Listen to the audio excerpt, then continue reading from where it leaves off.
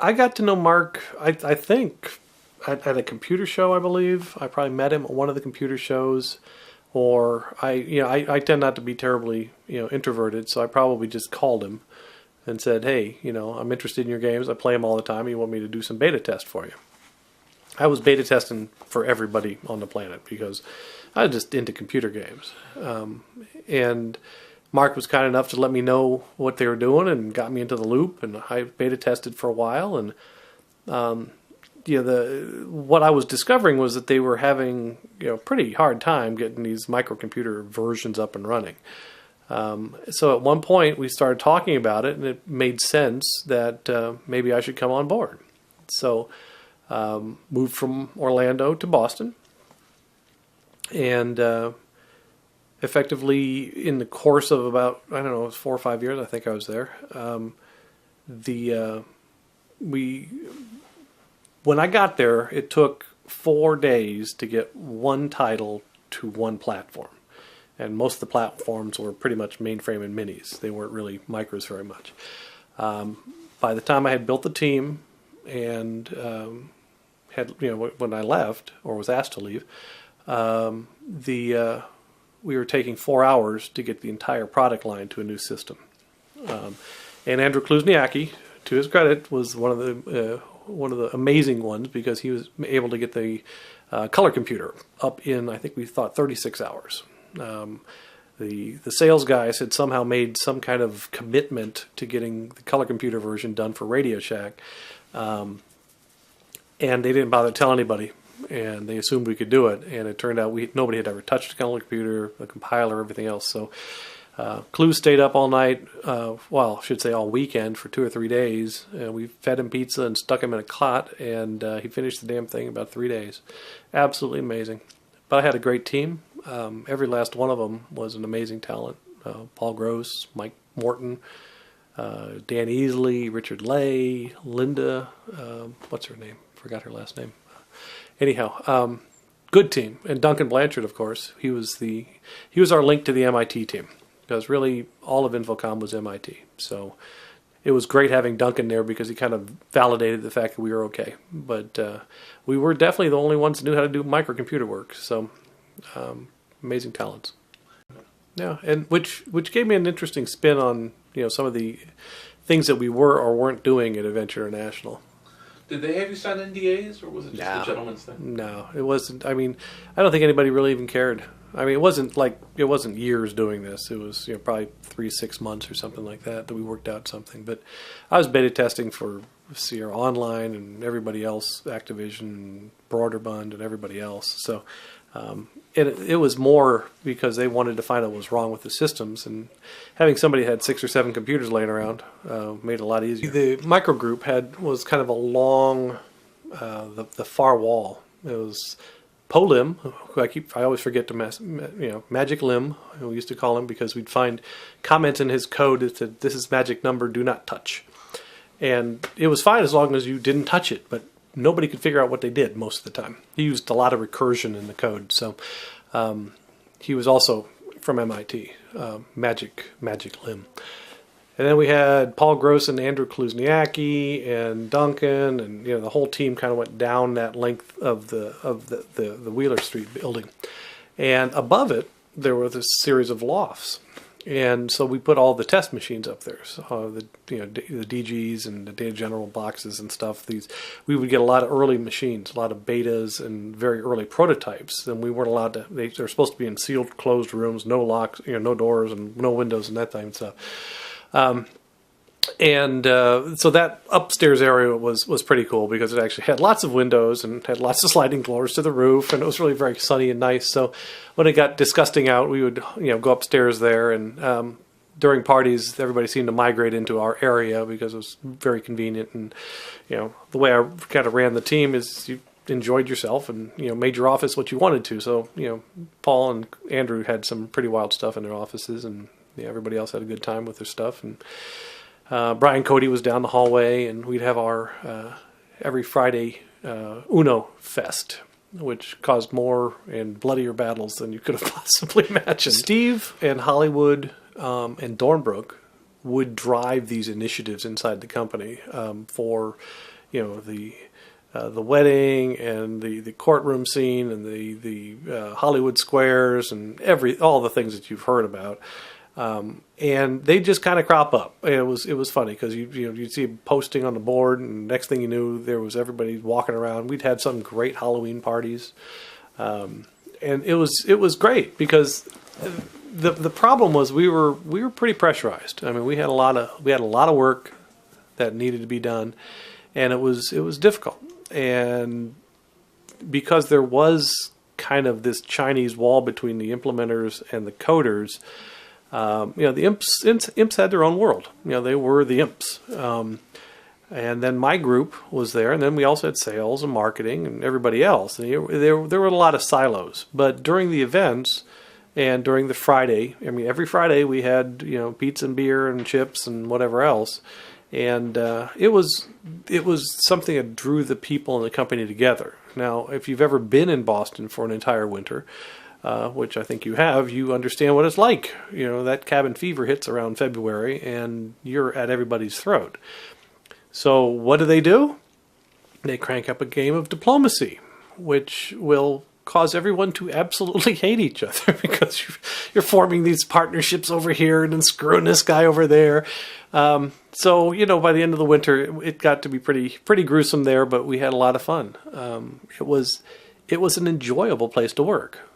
People, I believe, enjoyed it. There was a lot of frustration, and once Cornerstone and the business guys came into the picture, it became a different business, and it required us to be a business as opposed to being a fun company. Which I'm not saying is a good, bad, or indifferent thing. It's just a different way of thinking about it. I think to some degree it was because the systems were very leading edge, also because the systems themselves were not as easy to test as you might imagine. The games themselves were pretty complicated later on in the process. One of my favorite stories, I think it's in Deadline, is that you walk in the room and this guy walks in and walks out. Okay, well you do it again, save game, restore. You walk in the room and you hide behind a panel. The guy walks in, starts playing with something, and you walk around and he closes it, pretends like nothing happened, and leaves. You try it again, walk in, wait behind it, and watch him. He opens it up, pulls the briefcase out, closes it, and then you walk out and he runs down the hall, down to the lake and throws the briefcase in the lake.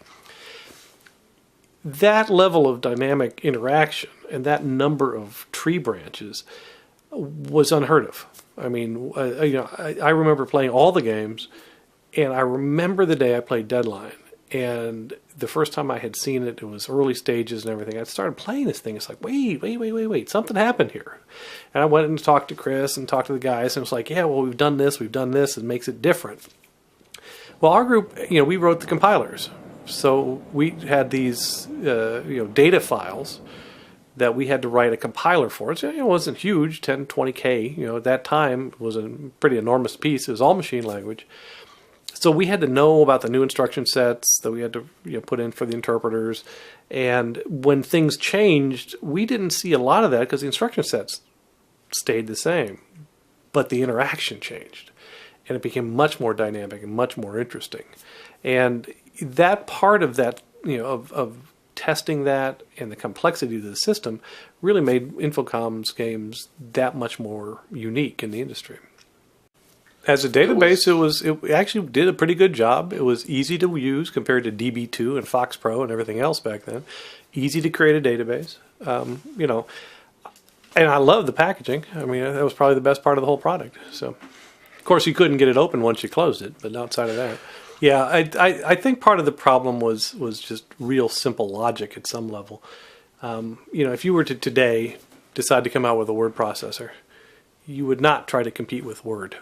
Okay, Microsoft Word owns the market. Back then, these other databases owned the market, and it was just an amazingly weird judgment call to decide to take a computer gaming company who was successful, who was doing great products, and who was needing research money to move it along, and decide to do a business product. Didn't make a lot of sense. I think there was a lot of resentment that way. In the same respect, the company was necessary to make a conversion or transition to a graphic world. We were not doing that effectively. Fublitsky was an attempt at that. One of the problems with Fublitsky is it was, like everything else, was written on the NCR Century 100s, and when you emulated a graphic adventure game on a VT100 to do development, and then it could have run amazingly well on 16-bit Atari 800 or STs and things like that, but the market wasn't there yet, so it was put out on 8-bit machines where it looked chunky and clunky. Again, marketing logic, why that was the case. Part of it was because we were pissing away money on Cornerstone, as opposed to being able to back up the company and get these graphic games out and survive long enough to build up a market base. But when it comes to things like the necessity of a hard drive, that's just a vital part of the way technology progresses. Guy Kawasaki brought us one of the first Macs. Okay, this big steel case thing, signed our life away. We had a Lisa. It had a 5 megabyte profile on it. Profile hard drive. It was worth like $5,000. The Mac OS was so buggy that we actually, this was part of the team's initiatives. I think Mike Morton wrote most of the Mac code, but we threw the Mac operating system away. It didn't work. So, what most people don't know is, I don't know why they ever didn't question it, but if you boot up a Mac, it was a Mac SE with one of our floppies, it would run the Mac game and then it would restart, whereas everything else would exit into the Finder. The reason it had to restart was we threw the operating system away. So it couldn't restart because there wasn't any code there for it to run. And if you look at the window manager on the Mac versions, there's an extra pixel in the window bar. And you can tell that that's our window manager and not Apple's window manager, because we just emulated the entire operating system for what we needed, which was a few menus, the Windows manager, and keyboard and mouse driver. And that was pretty much it. But, we had to do stuff like that to get the systems running. Clues did a whole bunch of stuff with the color computer that way. And, the Atari 800 and ST and Apple, we all had to do clever things to make the systems work because in a lot of cases, the operating systems were just buggy as hell to begin with. We had to push the envelope like that because there was the way the systems were architected. We didn't have much space to work within. The interpreters were of specific size, the compilers, assemblers, everything else. And the problem with things like that is if you did anything on the operating system, like dump a floppy and put a floppy back in, sometimes those extra 10 bytes wouldn't be there anymore. And so the systems would just go belly up. So we ended up trying to figure out how to make these things work. But you're right in the fact that there were, Moriarty's the same way. Brian came in, he worked for my group, coding for a while. And then he kind of transitioned into the IMPS group. But it was one of those situations where, here Mozart, here's a piano. And, Brian took to it, and, I didn't know for a long time that he had actually set out to do that. I thought he was coming on to do great work for me, and then, within a year he was gone. But, to Brian's credit, he did an excellent job for me, and he did an amazing job for the company. And Brian and I still talk every once in a while. But it's, I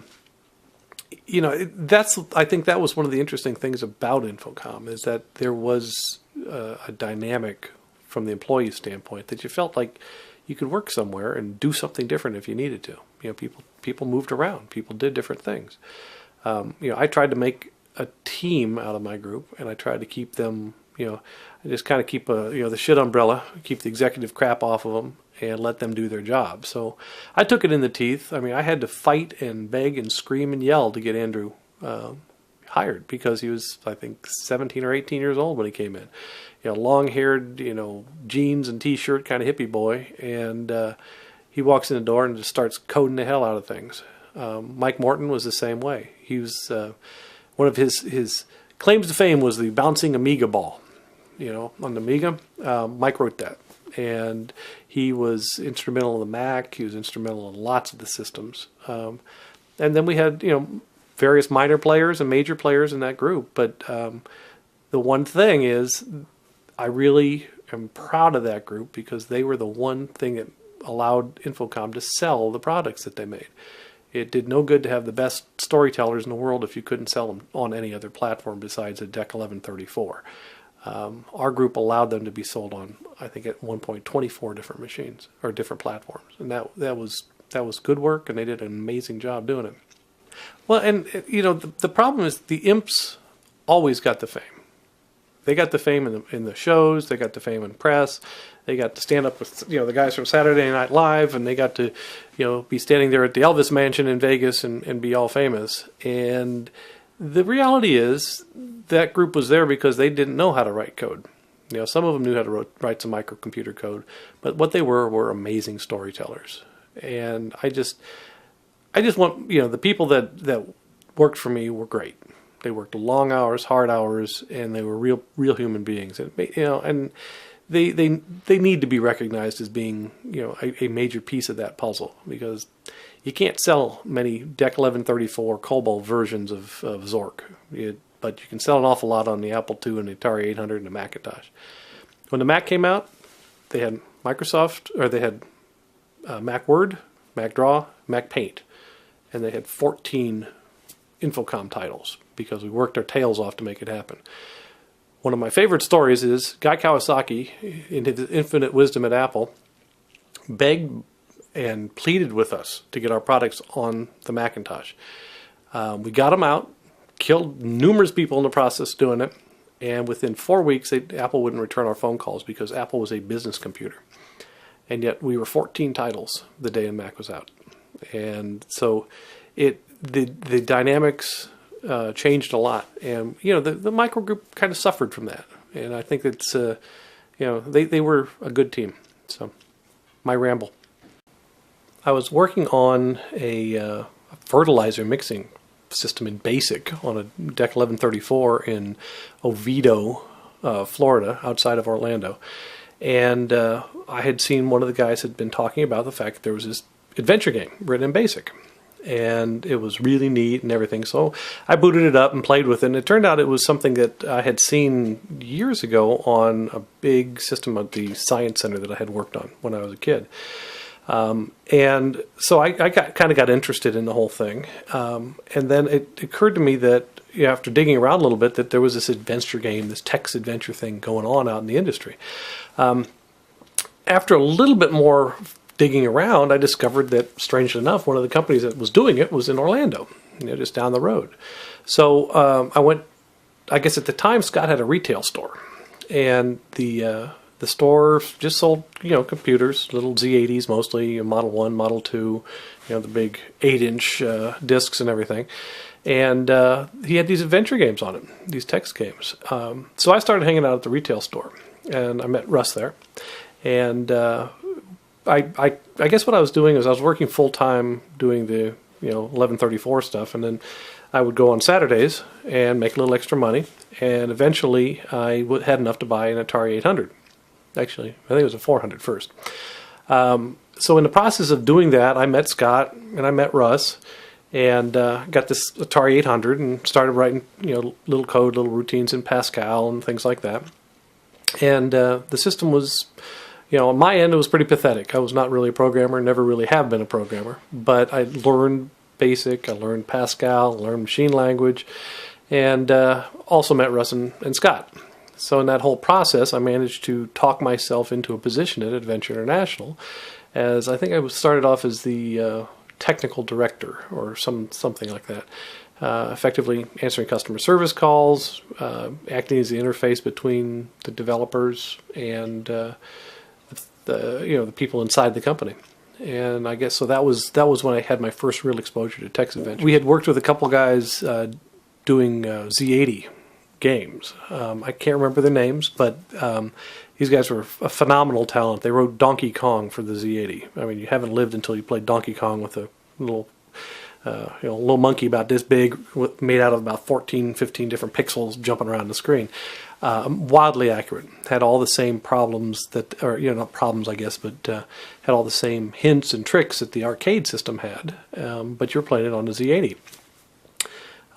Worked with another guy by the name of Sparky Starks, who wrote his entire star space game in machine language. And when I say it in machine language, he didn't have an assembler. So he literally poked bits and bytes into the registries on a Z80. When it worked, he'd take a snapshot of the memory system, and so he handed me the code to check it, and it was a stack this big of bits and bytes, as opposed to any commented code at all. Amazing game, though. Had some very rudimentary artificial intelligence in it. So they had that piece of the business running in the background while they ran the retail store. And the retail, it did reasonably well. It was one of the only computer stores that carried anything, certainly in Orlando. Some of us that were on full time, Russ, myself, Pat Henderson, kind of this core tech team. I think it's probably because we were cheap. We were all pretty much kids.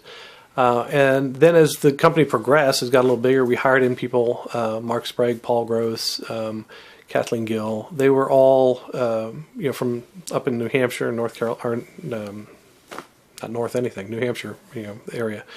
And they had come down and they were trying to grow the company, do a lot more sales and things like that. But I don't think it was ever more than about 15 people, I think, at the absolute outside.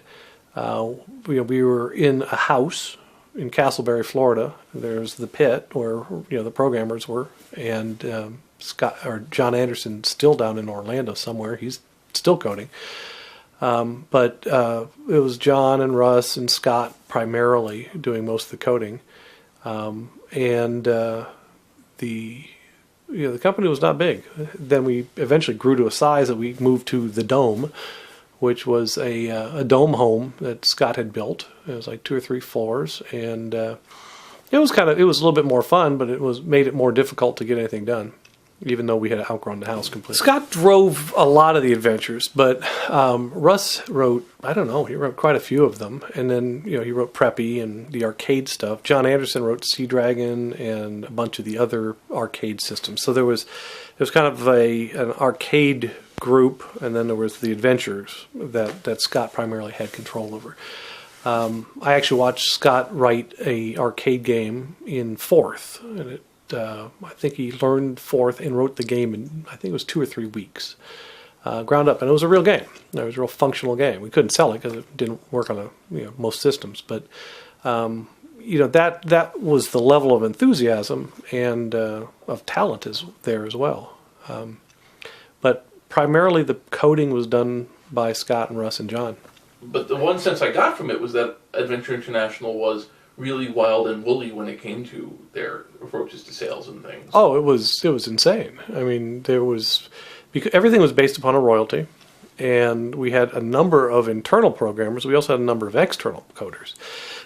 So there was very loosey-goosey business models where sales may or may not have been recorded, commissions may or may not have been recorded. It was very wild and woolly, to say the very least. But at the time, it was a pretty crazy period of time. One of the advantages I've had is I've seen a lot of the industry over the years, and I've seen the same thing happen in the desktop publishing and the video and the audio industries. They have all been kind of, a bunch of crazy people doing pretty crazy things until it became a business. And once it became a business, then some of the real rules were put on top of the systems. But yeah, I mean, it was a little strange. I don't think we did anything illegal, but it was pretty wild and woolly, as you say. The early adventures certainly were Scott. I mean, Scott wrote them, Scott did them. He had a great sense of timing, great sense of comedy, and they turned out well. Russ did a lot of his stuff. I think he worked with Scott because Russ is one of the other persons that wrote some of the text adventure games. But he and Scott worked together on it. The 3 of us worked on a system called Odyssey, which was, I guess you could call it a text version of EverQuest. Not many people even know about it anymore, but we literally were able to determine how many calories people used walking up a hill. If they ate too many French fries or not enough French fries, they'd run out of calories. And we had weather patterns, and we spent months architecting this system. And it was really overkill. The market was not ready for it, and I think there was some coding done on it, and I think Russ still got some of it, but I think there was a lot of interaction with the three of us all the time because we were all in the pit together most of the time. If there was a technical issue or a problem with the customer piece or an interaction with a coder external to the company, I was involved with it. Russ and Scott worked on a lot of the core systems that were being built. When John came in, the three of them worked on the arcade systems pretty significantly. So I think part of the reason that I got involved with Infocom was that I played Scott's adventures so much that I started beta testing Infocom games. And I was talking to Mark back and forth, and he would ship me a game, and I'd play it and find bugs and ship it back up. And over time, we just kind of naturally got into this rhythm where it made sense that I should maybe come up and start doing some microcomputer work for Infocom because they didn't really have a microcomputer division. They had Duncan Blanchard, who was an MIT grad, and he was absolutely amazing, but he wasn't a hack. He wasn't a microcomputer geek. And I had 2 or 3, at one point 7 different micros sit in my office at the house, and I would work on this one, Apple II or my Mac or Atari or whatever else. This is actually pre-Mac days, certainly, but that was what I did. I did this for fun. I did this for business. So I ended up doing a lot of that, but I was never really a programmer. I tried to program a game, and Russ Wetmore's still holding it ransom. It's called Diver Dan, and pretty much the first thing it does is the diver swims right into the cave wall and gets stuck. So he's still holding that for ransom for to make fun of me at some point when he gets it on a video. But luckily, the Atari 800 he had, I don't think works anymore. So I'm in good shape. The text adventure games were the purview of Scott and Russ. I mean, that was where they played. Or I should say that's where they argued. They spent a lot of time discussing things very loudly. But I would play a game and I'd make a suggestion or two, but I really wasn't. I wasn't the storyteller. I was more of the bug finder and the guy that said, that doesn't make any sense. You may want to look at it this way. I don't remember any specific pieces of that because that's about 30 years ago. So I've probably forgotten most of what happened during that time, but the guys were pretty involved in trying to lead people through the games in an intelligent manner.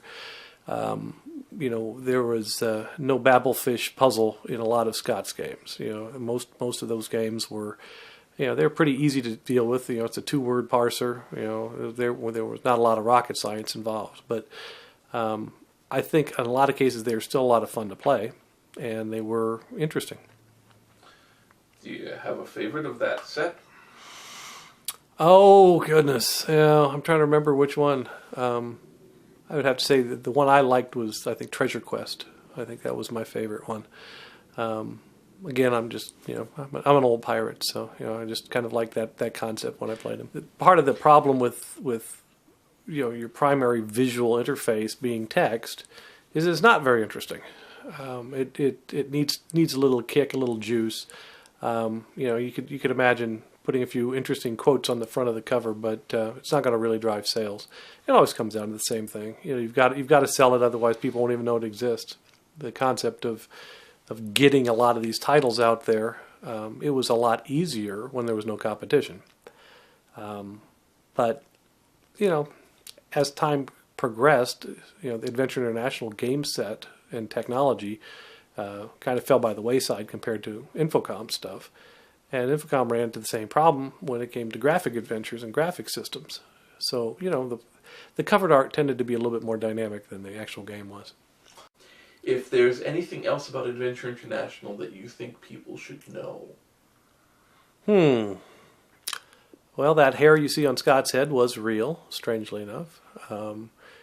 He was probably one of the more amazing programmers I've ever known. He could learn a system faster than anybody else. And I don't know. I mean, I can't think of much else. It was a fun place to be. It was a great place to get started in this industry. And I'm very glad that they let me do it. Because I came from the mainframe world, and there was no reason why this stupid mainframe guy should be allowed to do this stuff. But it got me into the business. I have a great picture of him in a powder blue suit.